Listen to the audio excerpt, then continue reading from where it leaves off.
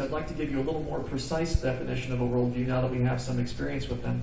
A worldview is a network of presuppositions. Recall those are our most basic beliefs about reality, about knowledge, and so on. A worldview is a network of presuppositions, all of those together, untested by natural science, and in light of which all experience is interpreted.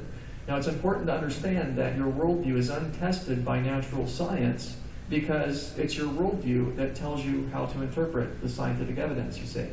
And so you can't use science by itself, or specific evidences, maybe I should say, by themselves to try and tell you if your worldview is right or not. You can't test it scientifically, and therefore, scientific evidence by itself will never resolve a worldview dispute. Which is why, despite all the amazing intricacies of the cell, wasn't that an amazing presentation on the cell? That was fascinating, just amazing. I knew it would be, because I was with Georgia when she was preparing some of those videos, and they said, that's going to be a hit. But it's just amazing. And yet, evolutionists will look at that and they'll say, oh, wow, what an amazing thing that random chance processes have produced. You see, because they got that worldview. And so anyone who says, well, scientific evidence proves my worldview is right, if they do it in a neutral fashion, they're not really understanding the nature of worldviews or the nature of evidence. How do we get anywhere in the debate? Can't throw evidence at people by itself in a neutral way. That's not going to resolve the dispute. Now it may convince some people, but it's not a cogent argument, maybe is the way to put it. Mere evidence will not convince a philosophically astute person, a sharp thinker, because he's going to come up with a rescuing device for every evidence that we can present. Nor can we meet on neutral ground. Why? Because there is no neutral ground. The belief that there's a neutral ground is a positive belief. It's non-neutral. And so you're going to have to explain that to evolutionists, because they think that they're objective and neutral and that their beliefs are determined by just an objective look at the evidence, as if the evidence were speaking to them, which of course evidence does not do, not literally, because that would be the fallacy of reification, wouldn't it? So how then do we get anywhere in this debate? Can't just throw evidence at people, can't meet on neutral ground, there's no such thing. We saw that the solution is to recognize that biblical presuppositions alone lead to the possibility of knowledge, which everyone would embrace, I would presume. Unless you're insane, you're going to believe that knowledge is possible. And the Bible tells us that the fear of the Lord is the beginning of knowledge. You want to begin to know something, you have to start with God, with biblical presuppositions. And there's a flip side to this. You reject God's wisdom, you reject His instruction, you are reduced to foolishness. Because all the treasures of wisdom and knowledge are deposited in Christ, aren't they? And so if we're going to know anything, we have to come through Christ, through biblical presuppositions. Now there's an objection to this that I mentioned yesterday, and that objection is, well, non-Christians do know some things. And that's right, they do, because they know God too. They just deny that with their lips. The Bible tells us that everyone knows God, but not everyone acknowledges Him as God. Not everyone verbally professes God as Savior. Now, we have to embrace biblical presuppositions if we're going to know anything, if we're going to have knowledge, if we're going to have wisdom, because all knowledge and wisdom is in Christ. That's what it comes down to. And if we're not careful, we can be robbed of that knowledge and wisdom. Paul here tells us from Colossians 2:8, see to it that no one takes you captive. And the way it's worded in the Greek is very interesting. It's sort of like, see to it no one robs you. It's like as if you're being mugged. See to it no one robs you. Of what? Of the treasures of wisdom and knowledge that he spoke about a few verses earlier. See to it no one robs you through what? Through philosophy and empty deception according to the tradition of men, according to the elementary principles of the world, rather than according to Christ. Now here Paul is not against philosophy, not at all. He's against a philosophy that is according to the tradition of men, according to the elementary principles, that would be the ABCs of the world, the presuppositions of the world, rather than that which is according to Christ. So we should have philosophy, but our philosophy is supposed to be according to Christ, thinking God's thoughts after Him, as it were. Our thoughts should be consistent with the nature of God.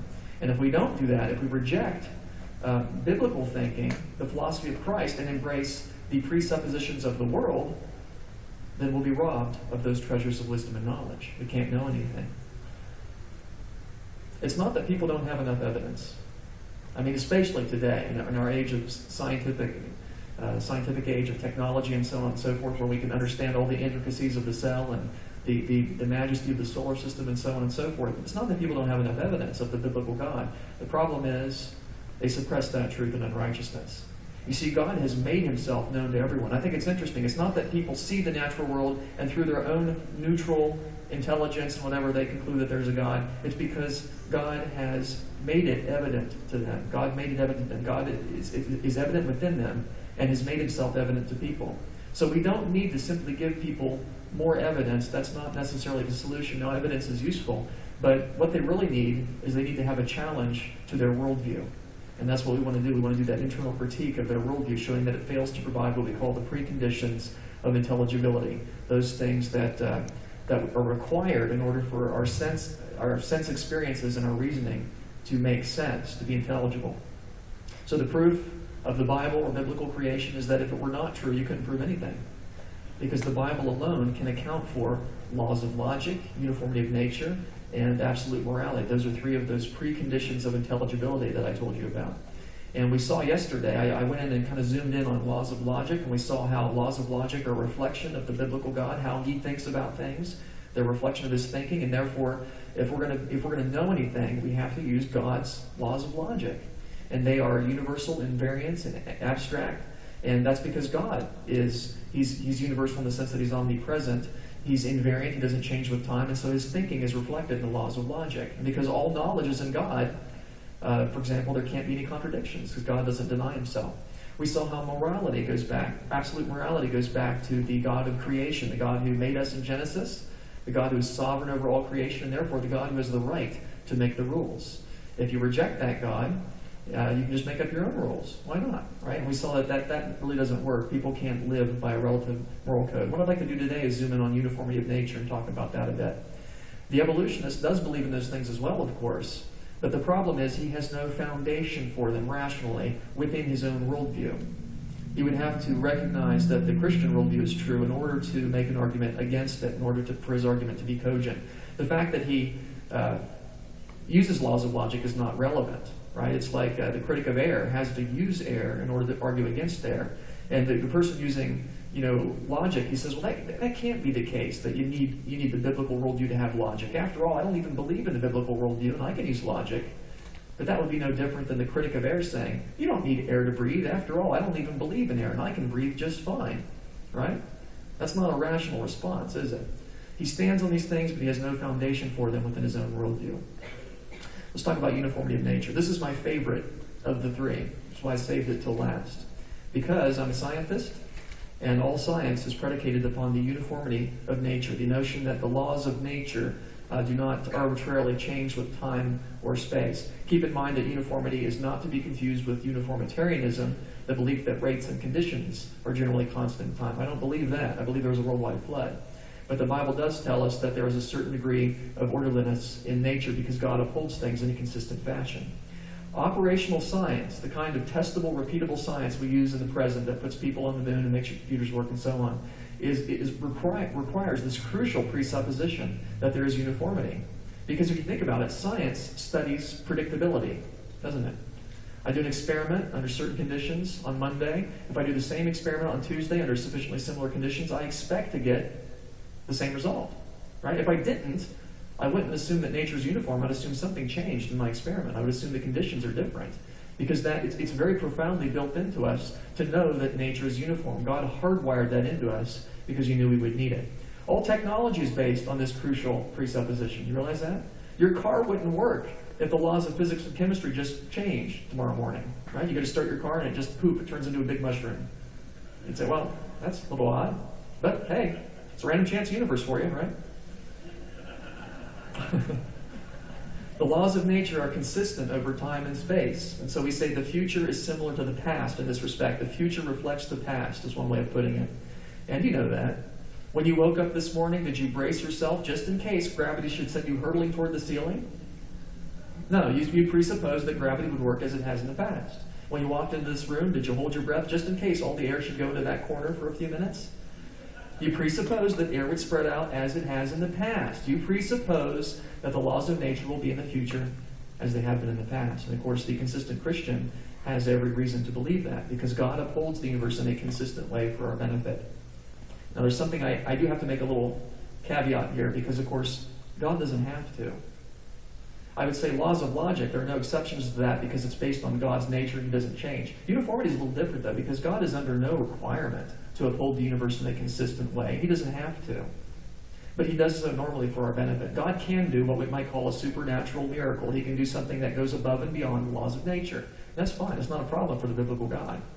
Nonetheless, God upholds the universe in a uniform, law-like fashion most of the time, and he does that for our benefit. In fact, God has promised us a certain degree of uniformity in nature. He does that back in Genesis 8:22. While the earth remains, seed time and harvest, cold and heat, winter and summer, and day and night shall not cease. Here God is promising us that the cycles of nature, the seasons, the day and night cycle, for example, will continue in the future as they have been in the past. That's a promise from God. As long as the earth remains, so until Judgment Day, we can count on the fact that the future will be like the past. God has promised us that. And you might think, well, that's hardly profound. Everybody knows that the future's like the past. But you see, it's because everybody knows it that's so profound. Because apart from the biblical God, we have no reason to believe this. No reason whatsoever. It's only because of God's faithfulness that we can presume that the future will be like the past. You see, an evolutionist has no basis for the uniformity of nature. He must assume it in practice, but he doesn't have any basis for it in principle. And yet, every step you take presupposes the uniformity of nature.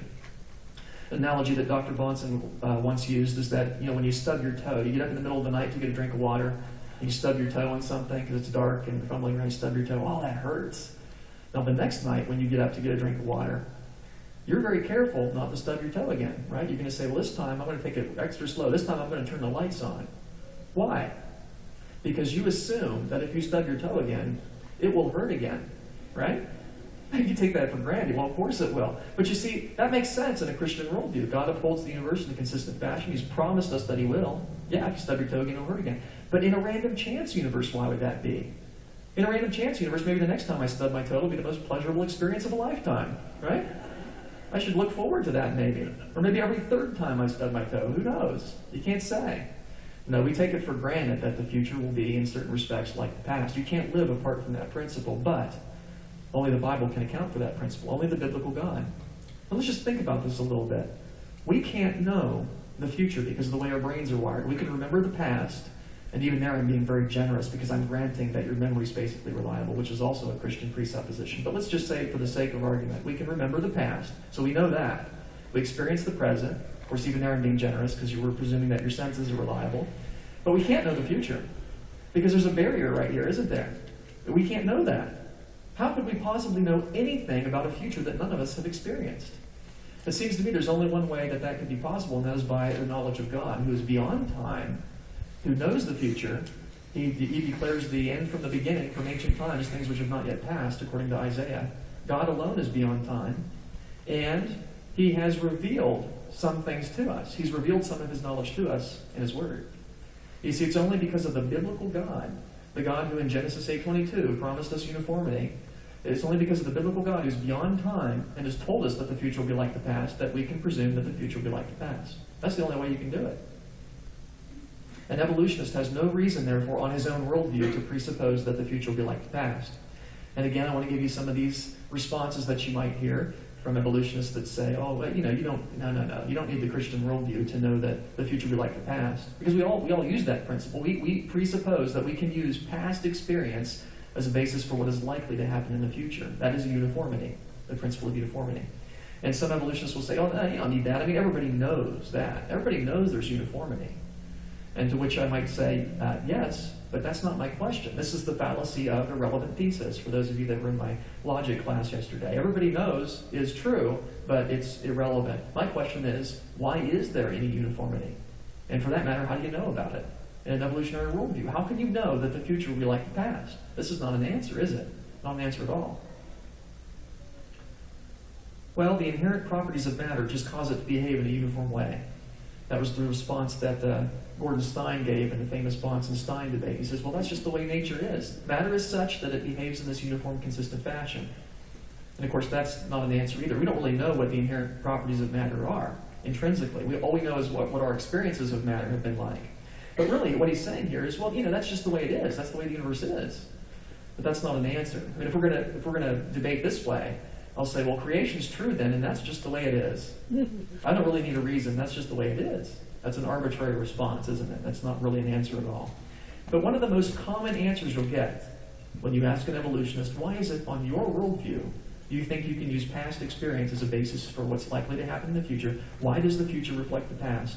He's going to say, well, it always has. It always has.